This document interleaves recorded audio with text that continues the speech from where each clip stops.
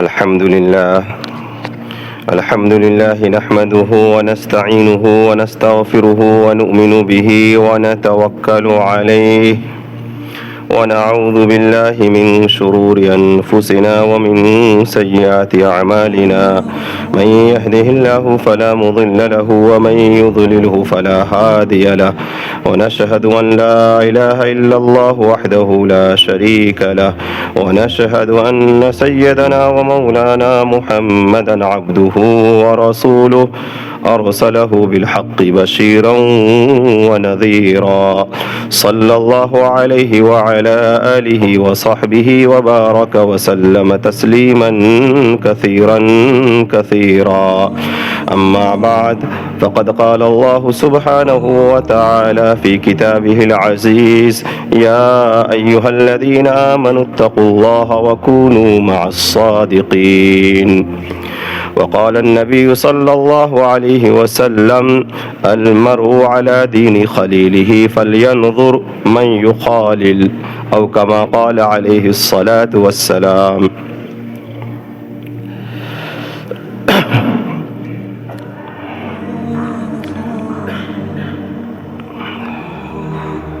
عزیز بچوں، محترم ساتھیوں،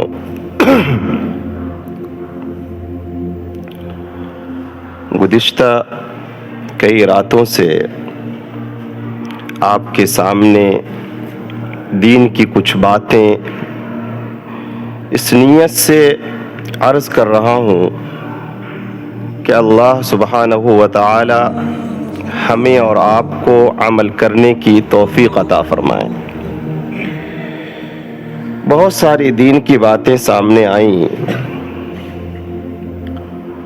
ان باتوں کے عرض کرنے کا مقصد ہرگز یہ نہیں ہے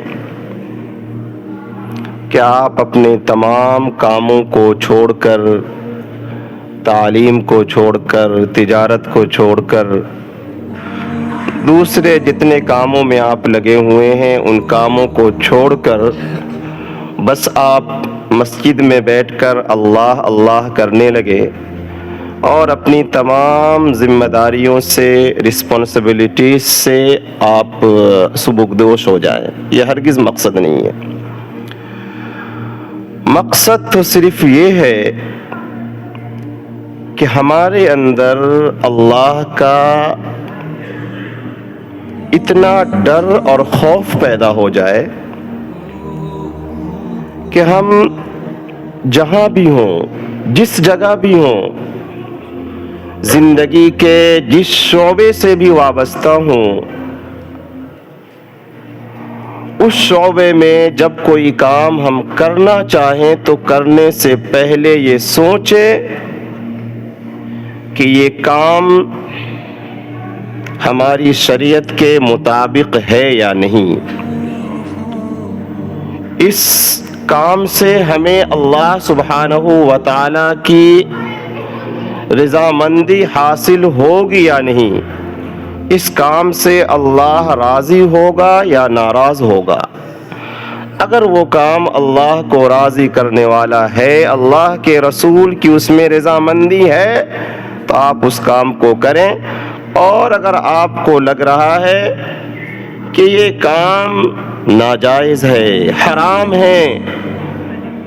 یہ کام اللہ اور اس کے رسول کو ناراض کرنے والا ہے تو آپ اس کام سے بچ جائیں۔ بس اس چیز کو پیدا کرنے کی ضرورت ہے کہ ہمارے دل میں اللہ کی تعظیم اور عظمت کی وجہ سے اتنا خوف، اتنا ڈر پیدا ہو جائے کہ ہم اللہ کے احکام کو بجا لائیں۔ جب مؤذن اذان دے تو ہمارے ذہن میں پہلی فکر یہ سوار ہو کہ اب پہلے نماز پڑھنی ہے، نماز کے بعد کوئی کام کرنا ہے۔ اسی طریقے سے جب ہم تجارت سے وابستہ ہوں، ہم کوئی کسی سے معاملہ کر رہے ہیں، معاملہ کرتے وقت فوراً ہم یہ سوچے کہ یہ معاملہ ہم کر رہے ہیں، اس طریقے سے ہم یہ پیسہ کمائیں گے، یہ طریقہ جائز ہے یا ناجائز؟ یہ مال جو ہمیں حاصل ہوگا، یہ مال حرام ہوگا یا حلال ہوگا؟ اگر آپ کے اندر، ہمارے اندر یہ بات پیدا ہو گئی، آپ سمجھیے کہ ہمیں دنیا اور آخرت دونوں میں کامیابی ملے گی۔ اسی چیز کو کہا جاتا ہے تقوی۔ تقوی کوئی بڑی چیز نہیں ہے، تقوی بس اسی کا نام ہے کہ انسان کے اندر اتنا ڈر اور خوف پیدا ہو جائے۔ شریعت، ہمارا دین تعلیم حاصل کرنے سے نہیں روکتا، اسکول میں پڑھنے سے نہیں روکتا، کالج میں پڑھنے سے نہیں روکتا۔ دین یہ کہتا ہے کہ تم جہاں کہیں بھی ہو، بس اپنی حقیقت کو پہچانو، یہ سوچو کہ تمہیں کس نے پیدا کیا ہے اور اس کا تم سے کیا مطالبہ ہے، یہ سوچ کر زندگی گزارو۔ اکبر الہ آبادی نے بہت پہلے کہا تھا، آپ سب نے اس کا وہ مشہور شعر سنا ہوگا، تم شوق سے کالج میں پڑھو، پارک میں کھیلو، جائز ہے کہ غباروں میں اڑو، چرخ پہ جھولو، پر ایک سخن بندے عاجز کا رہے یاد، اللہ کو اور اپنی حقیقت کو نہ بھولو۔ مقصد صرف یہ ہے کہ ہم جہاں کہیں بھی ہوں، جس جگہ بھی ہوں، ہمارے اندر بس یہ بات پیدا ہو جائے تو یقین جانیے ہم دین کے تمام احکام کو بجا لائیں گے، تمام احکام پر عمل کریں گے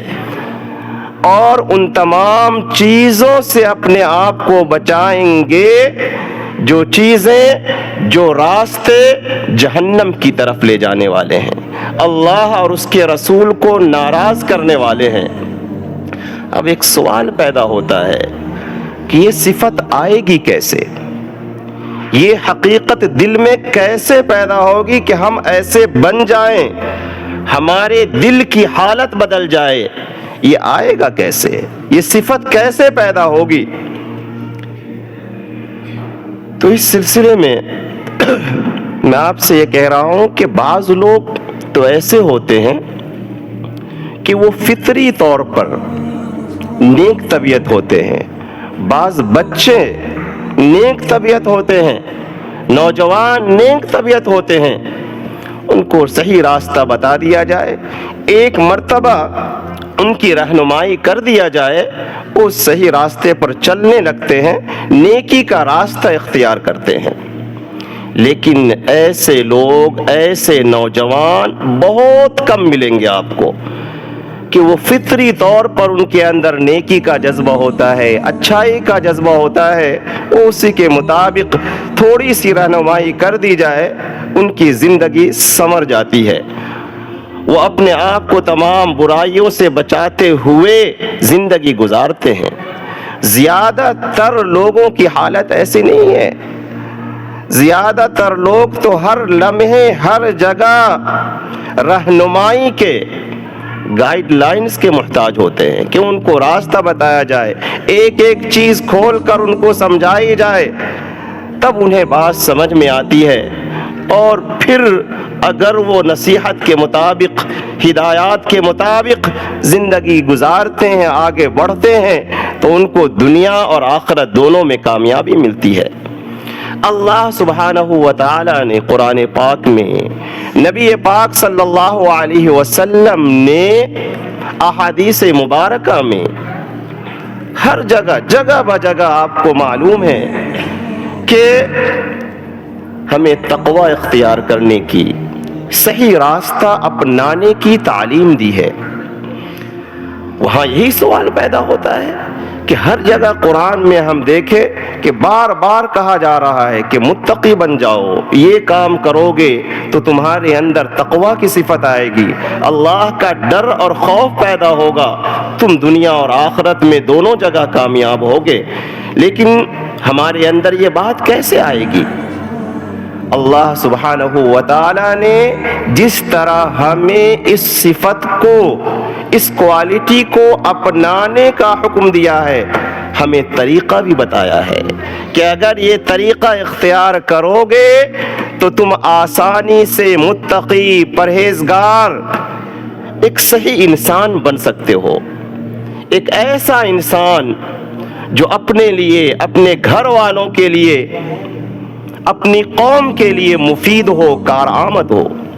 اپنی قوم کے لیے، اپنے گھر والوں کے لیے بوجھ نہ ہو۔ اللہ سبحانہ و تعالیٰ نے قرآن پاک میں ارشاد فرمایا، یا ایھا الذین آمنوا اتقوا اللہ وکونوا مع الصادقین۔ آپ غور کریں کہ اس آیت کریمہ میں اللہ سبحانہ و تعالیٰ نے پہلے ایمان والوں کو حکم دیا ہے اتقوا اللہ، تقوی اختیار کرنے کا، کہ تقوی اختیار کرو، متقی اور پرہیزگار بن جاؤ۔ کیا مفہوم ہے تقوی کا؟ ابھی میں نے آپ کے سامنے بیان کیا۔ اب یہ بات انسان کے اندر کیسے پیدا ہوگی، کیسے وہ اللہ کا نیک اور پرہیزگار بندہ بن سکتا ہے کہ وہ اپنے آپ کو برائیوں سے بچائے اور نیک اعمال کی پابندی کرے، نماز، روزہ وغیرہ اور جتنے نیک اعمال ہیں ان سب کی پابندی کرے، جہاں کہیں بھی ہو، جس ماحول میں بھی ہو، وہ ان چیزوں پر عمل کرے اور اپنے آپ کو برائیوں سے، بدنگاہی سے اور حرام مال سے، سٹے بازی، جوئے بازی اور اس کے علاوہ جتنے حرام طریقے ہیں ان تمام سے اپنے آپ کو بچائے۔ اللہ نے اس کا آگے طریقہ بتایا، وَكُونُوا مَعَ الصَّادِقِينَ، کہ اس تقوی کو حاصل کرنے کا، اس صفت کو حاصل کرنے کا طریقہ یہ ہے کہ تم اچھے لوگوں کی صحبت اختیار کرو، ایسے لوگ جن کی نیت اچھی ہے، جن کے دل اچھے ہیں، جن کے اعمال اچھے ہیں، جن کے کردار اچھے ہیں، جن کو دیکھ کر اللہ کی یاد آتی ہے، جن سے بات کر کے علم میں اضافہ ہوتا ہے، جن کی بات سن کر علم میں اضافہ ہوتا ہے، جن کے عمل کو دیکھ کر آخرت کی یاد تازہ ہوتی ہے، ایسے لوگ جو سچے ہیں، نیک ہیں، ان کے ساتھ رہو، ان کے پاس جاؤ، بیٹھو، ان سے رہنمائی حاصل کرو، ان سے پوچھ کر زندگی بسر کرو،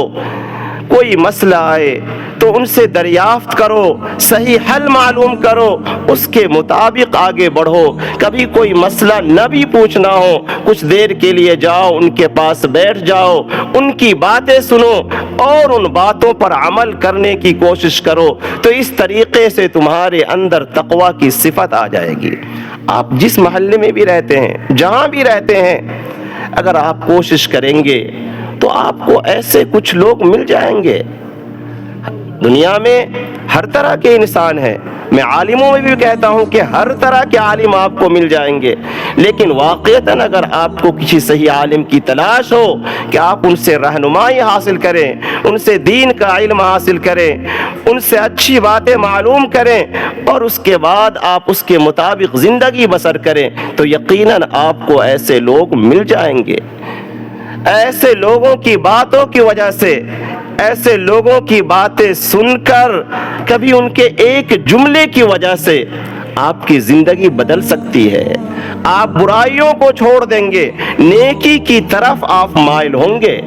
تو اللہ سبحانہ و تعالیٰ نے ہمیں یہ طریقہ بتایا کہ اگر تم نیک بننا چاہتے ہو، اگر تمہارے دل میں نیکی کی خواہش پیدا ہو رہی ہے، تم چاہتے ہو کہ ہم اب برائیوں کو چھوڑ دیں، ہم اللہ سبحانہ و تعالیٰ کے، اللہ کے رسول کے احکام کے مطابق زندگی گزارنے والے بن جائیں، تو نیک لوگوں سے رابطہ قائم کرو، ان کی صحبت میں اپنا کچھ وقت گزارو، تو تمہارے اندر یہ صفت پیدا ہو جائے گی۔ اس میں کوئی شک نہیں ہے کہ صحبت کا، مصاحبت کا، کمپنی کا انسان کی زندگی پر اثر پڑتا ہے۔ صرف کسی انسان کی صحبت ہی کا نہیں، انسان اگر کوئی چیز پڑھتا ہے، اگر وہ اچھی چیزیں پڑھتا ہے، اچھی کتابیں پڑھتا ہے، اس کے اثرات اس کی زندگی میں منتقل ہوتے ہیں۔ اور اگر کوئی نوجوان، کوئی انسان غلط لٹریچر پڑھتا ہے، غلط کتابیں پڑھتا ہے، غلط لوگوں کی باتیں سنتا ہے، فاسق و فاجر لوگوں کی ویڈیوز دیکھتا ہے، تو اس کے اثرات اس کی زندگی میں نمایاں ہوتے ہیں۔ آپ دیکھیں گے چھوٹے چھوٹے بچے فیشن کے دلدار ہو رہے ہیں، ہمارے سامنے ہے۔ کیوں؟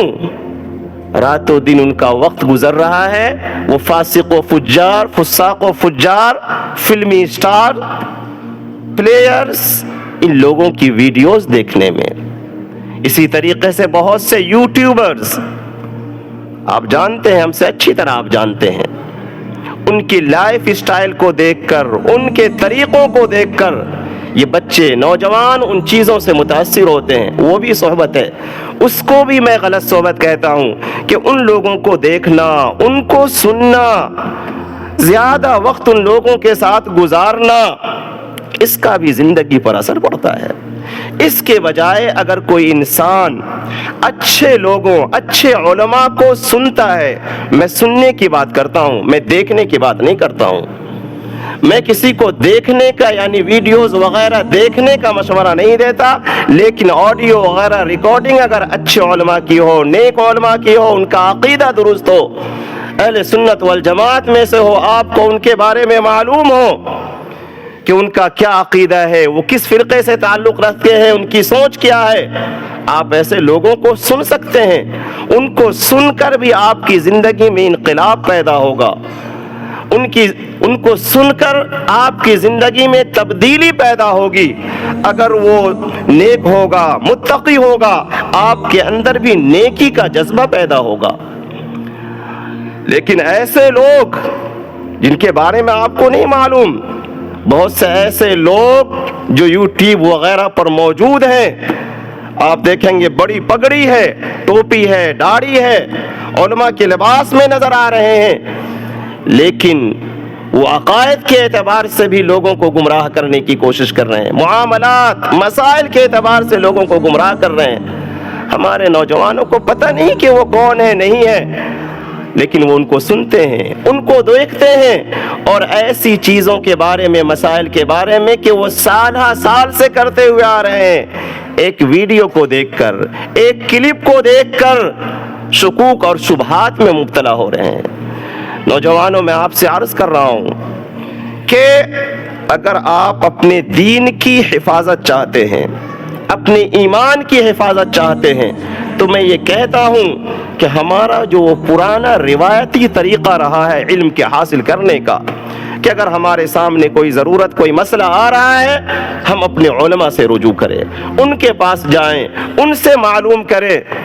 جو آج کل کہا جاتا ہے مفتی گوگل، کہ جیسے کوئی ضرورت پیش آئی فوراً گوگل کیا جاتا ہے۔ اب کون سی ویب سائٹ کھل رہی ہے، اس میں صحیح مسئلہ لکھا گیا ہے یا نہیں لکھا گیا ہے، نوجوان فوراً اس کو کاپی کرتا ہے، پیسٹ کرتا ہے، اور آگے اس کو بھیجتا ہے کہ دیکھو یہ مسئلہ تو اس طریقے سے لکھا گیا ہے۔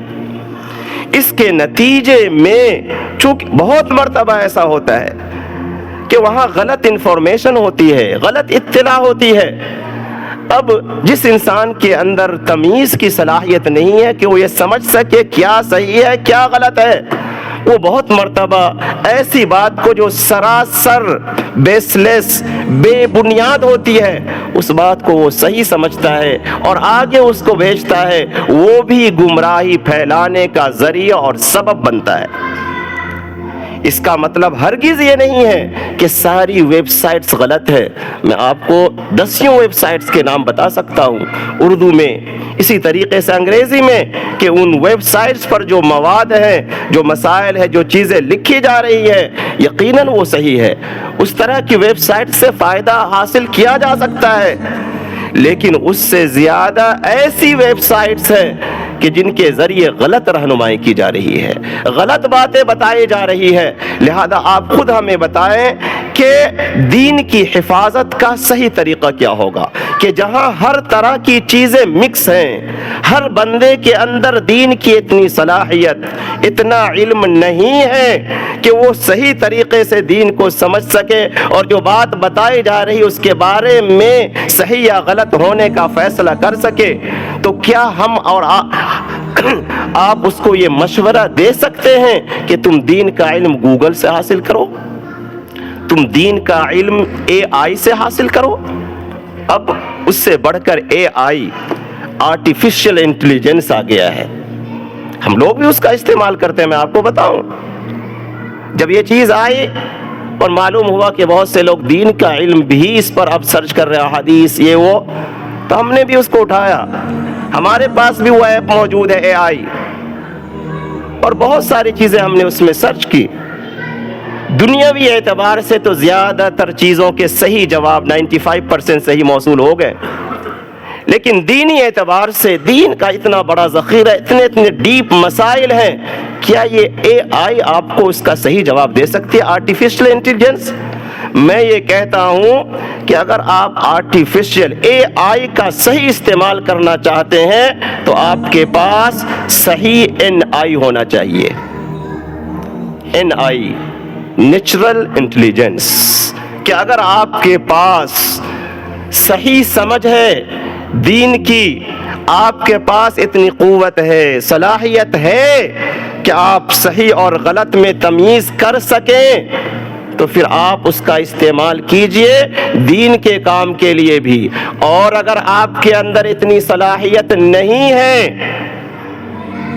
تو آپ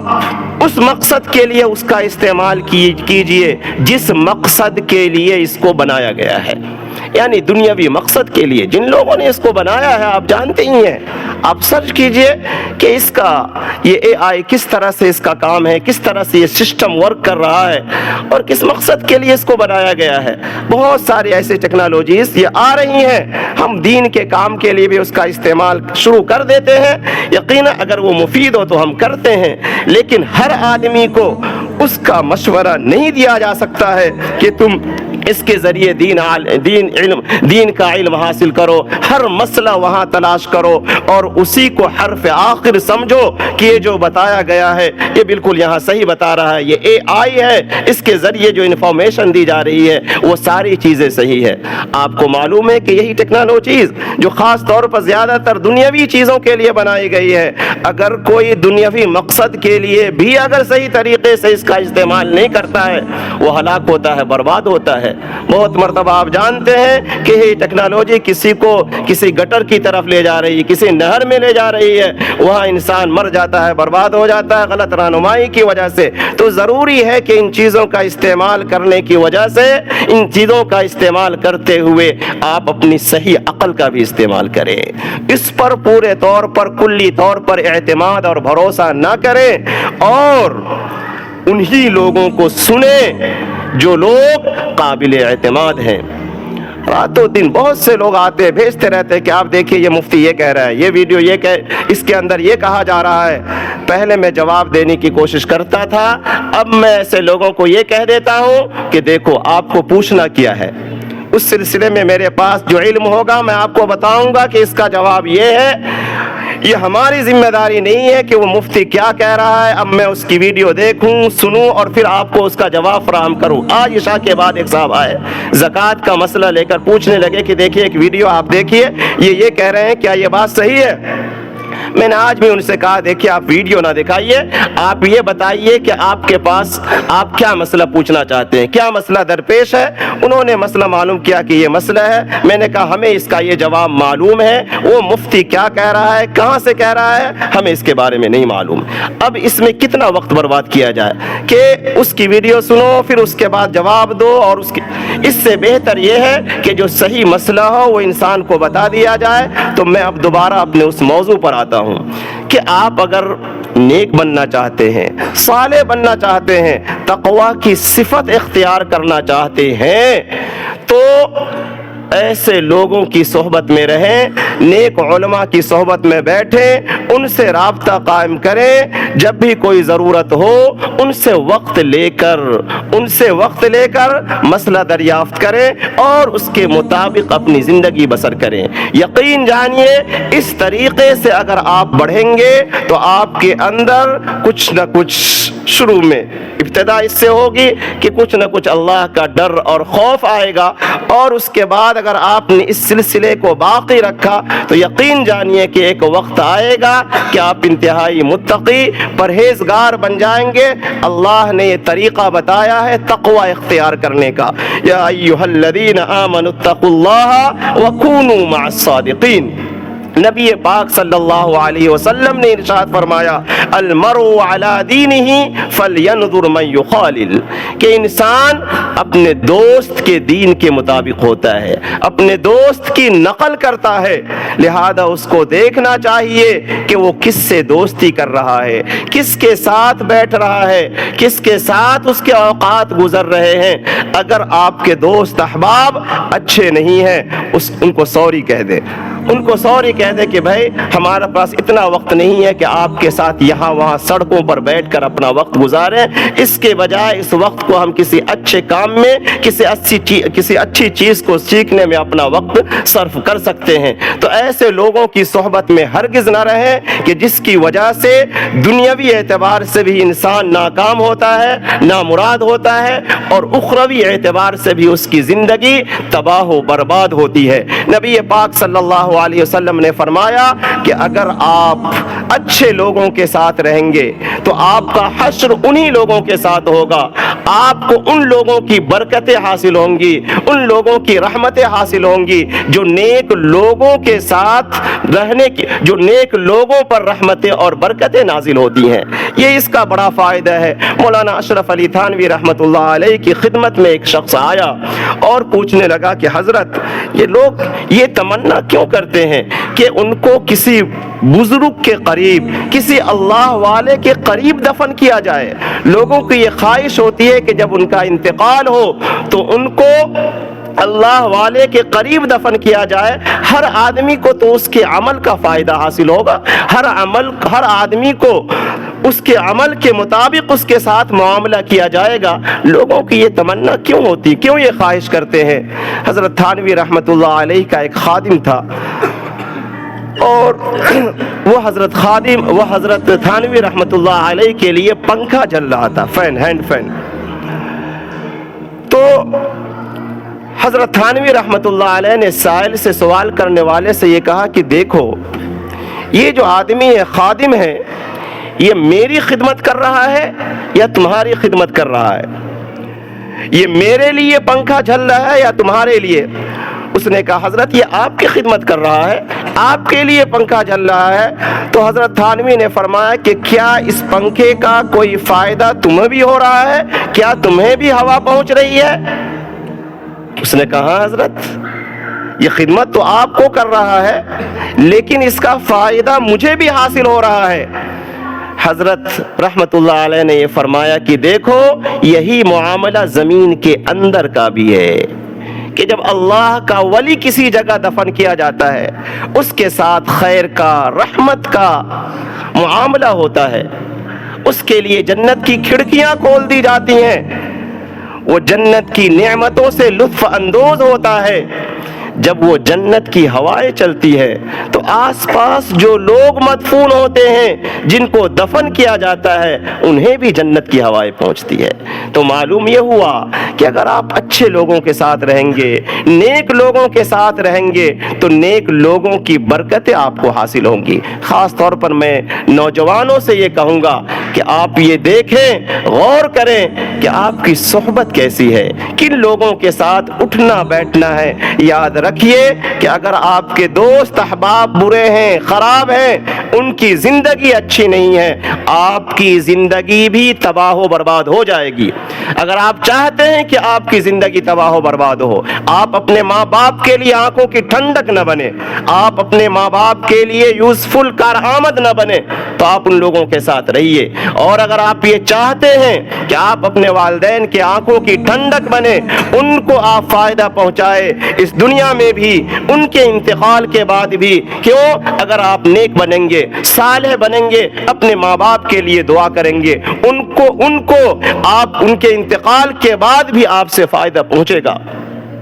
اور آپ دنیا اور آخرت میں کامیاب ہوں گے۔ لہذا اس پر غور کریں، دیکھیں کہ ہم کس طریقے سے اپنی زندگی سنوار سکتے ہیں، بہتر کر سکتے ہیں، اور اس کے بعد ایسے راستے اپنائیں۔ میں نے یہ بتایا کہ یہ آسان طریقہ ہے کہ اچھے لوگوں کی صحبت میں رہنا، تو اس کو اپنائیں، اس پر عمل کریں، انشاءاللہ یقین جانیے اللہ پاک نے جو طریقہ بتایا ہے اس کے مطابق اللہ سبحانہ و تعالی آپ کو متقی بنائیں گے، پرہیزگار بنائیں گے، اور جب تقوی کی صفت آ جائے گی تو تقوی کے جتنے فوائد قرآن و حدیث میں بیان کیے گئے ہیں متقین کے لیے اس دنیا اور آخرت میں، وہ تمام برکتیں آپ کو حاصل ہوں گی، آپ کے گھر والوں کو حاصل ہوں گی۔ انہی باتوں پر میں اپنے کلام کو ختم کرتا ہوں اس دعا کے ساتھ کہ اللہ سبحانہ و تعالی آپ سب کو ان باتوں پر عمل کرنے کی توفیق عطا فرمائے، ہمیں بھی عمل کرنے کی توفیق عطا فرمائے۔ انشاءاللہ آپ کی زندگی رہی، ہماری زندگی رہی، تو ان مبارک راتوں میں جس طرح بھی ملاقات ہوتی رہی ہے انشاءاللہ پھر آئندہ سال ملاقات ہوگی، کیونکہ غالب گمان یہی ہے کہ یہ آخری شب ہے۔ اب آپ 7 مرتبہ درود شریف پڑھ لیں اور خوب رو رو کر اپنے لیے، اپنے گھر والوں کے لیے مغفرت کی، خیر و برکت کی خوب خوب دعا کریں۔ اللہ سے دعا کریں کہ اللہ سبحانہ و تعالی ہمیں اور آپ کو محروم نہ فرمائے۔ وآخر دعوانا ان الحمدللہ رب العالمین۔ 7 مرتبہ درود شریف پڑھ لیں۔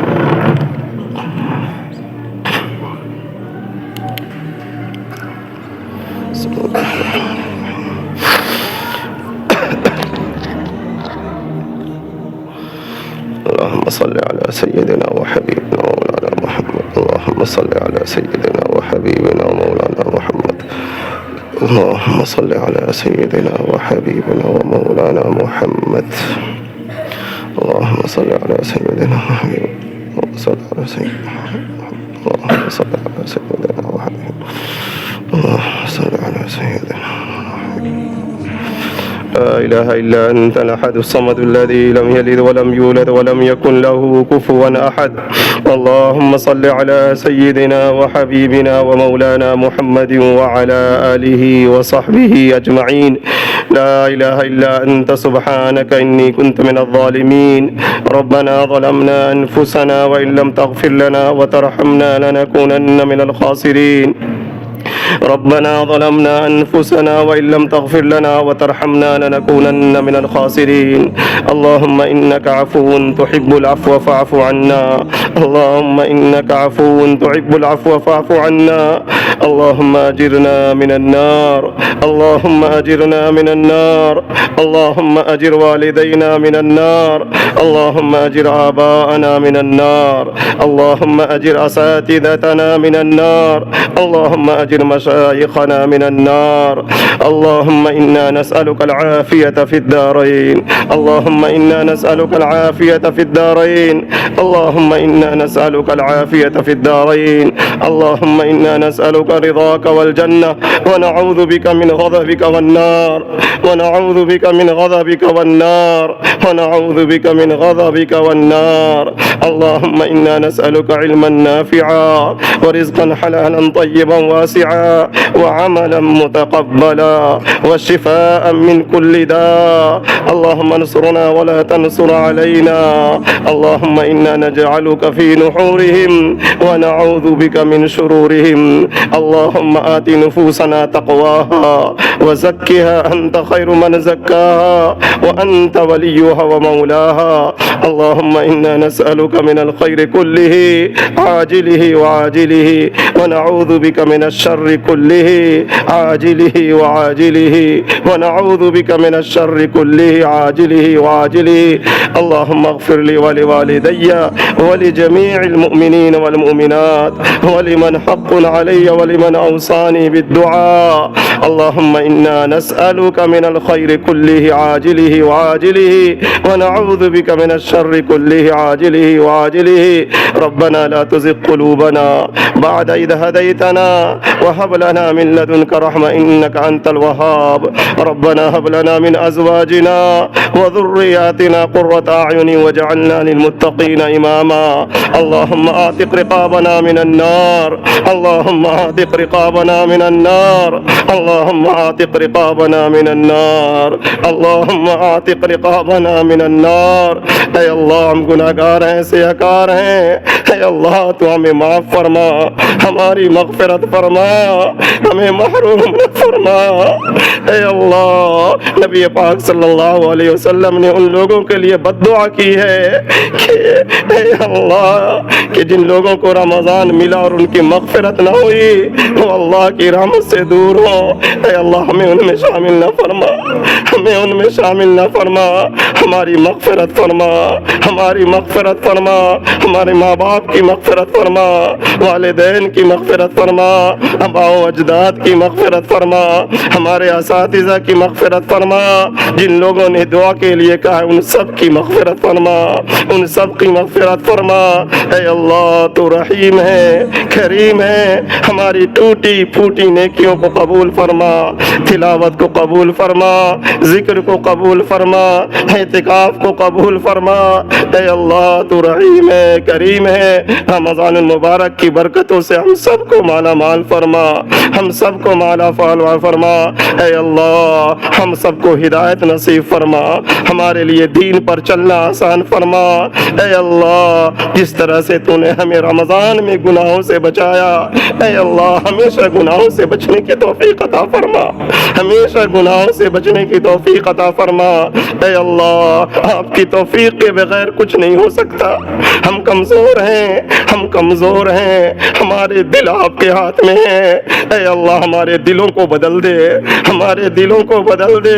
ہمارے دل گندے ہیں اے اللہ میلے ہیں ہم سراسر گناہگار ہیں رات کے اندھیروں میں بھی گناہوں کا ارتکاب کرتے ہیں دن کے اجالوں میں گناہوں کا ارتکاب کرتے ہیں اے اللہ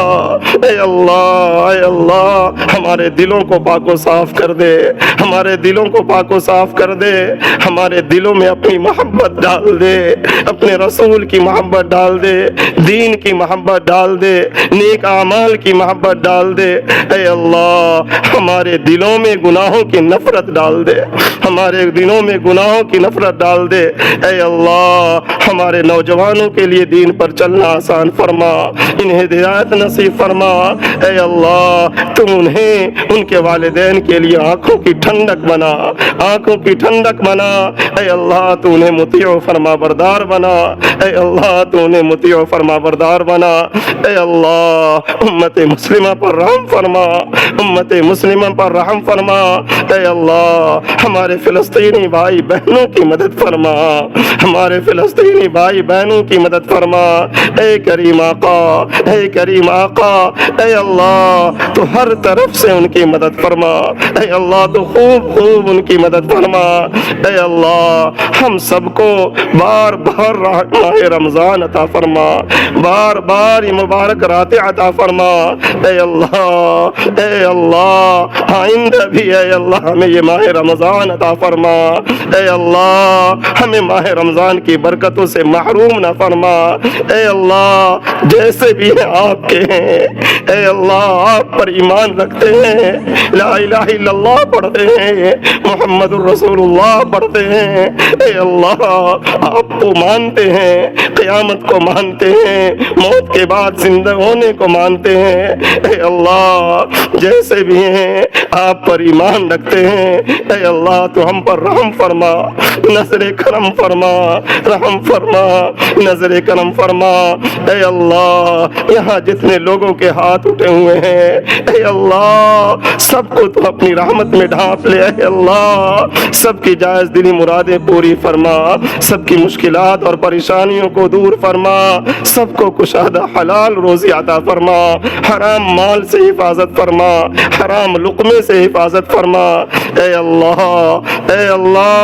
ہماری مسجدوں کی حفاظت فرما، مدرسوں کی حفاظت فرما، دینی مراکز کی حفاظت فرما، خانقاہوں کی حفاظت فرما، وقف کی جائیدادوں کی حفاظت فرما۔ اے اللہ تو رحیم ہے، کریم ہے۔ اے اللہ تو ہم سب پر رحم فرما، تمام مسلمانوں کی جان مال عزت آبرو کی حفاظت فرما، جان مال عزت آبرو کی حفاظت فرما۔ اے اللہ ہم سب کے ایمان کی حفاظت فرما، ہم سب کے ایمان کی حفاظت فرما۔ اے اللہ ارتداد سے ہماری حفاظت فرما، ارتداد سے ہماری حفاظت فرما۔ اے اللہ ہم میں جو لوگ بیمار ہیں، ہمارے رشتہ داروں میں جو بیمار ہیں، اے اللہ تو انہیں شفاء کاملہ عاجلہ نصیب فرما، انہیں شفاء کاملہ عاجلہ نصیب فرما۔ اے اللہ ہم میں جو لوگ روزگار کے لیے پریشان ہیں، انہیں حلال روزگار عطا فرما، انہیں حلال روزگار عطا فرما۔ اے اللہ حاسدین کے حسد سے، دشمنوں کے شرور و فتن سے، اے اللہ فتنوں کے فتنوں سے ہماری حفاظت فرما، فتنوں کے فتنوں سے ہماری حفاظت فرما، حاسدین کے حسد سے ہماری حفاظت فرما، بری نظر والوں کی بری نظر سے ہماری حفاظت فرما۔ اے اللہ اے کریم آقا تو رحیم ہے، کریم ہے۔ امت مسلمہ جہاں کہیں بھی پریشان ہے اللہ تو ان کی مدد فرما، کلمہ لا الہ الا اللہ پڑھنے والا جہاں کہیں پریشان ہے، اے اللہ تو ان کی خوب مدد فرما۔ اے اللہ ہمارے بہت سے مسلمان بھائی اے اللہ بغیر قصور کے وہ جیلوں میں ڈالے گئے ہیں، اے اللہ تو ان کی رہائی کی سبیل پیدا فرما، تو ان کی رہائی کی سبیل پیدا فرما۔ اے اللہ تو ہم سب کو چین و سکون والی زندگی عطا فرما، عافیت والی زندگی عطا فرما، چین و سکون والی زندگی عطا فرما۔ اے اللہ رمضان المبارک کے بعد کی زندگی بھی اے اللہ عبادت کے ساتھ، طاعت کے ساتھ، گناہوں سے بچتے ہوئے گزارنے کی توفیق عطا فرما۔ اے اللہ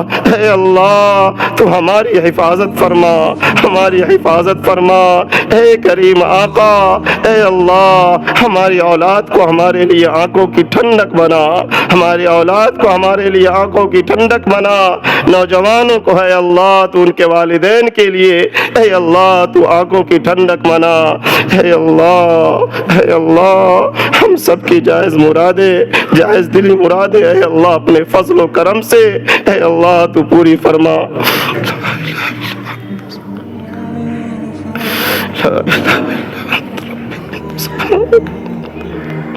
رب ارحمهما كما ربياني صغيرا، رب ارحمهما كما ربياني صغيرا، رب ارحمهما كما ربياني صغيرا۔ اللهم إنا نسألك من خير ونعوذ بك من شر يا الله معلش كتاب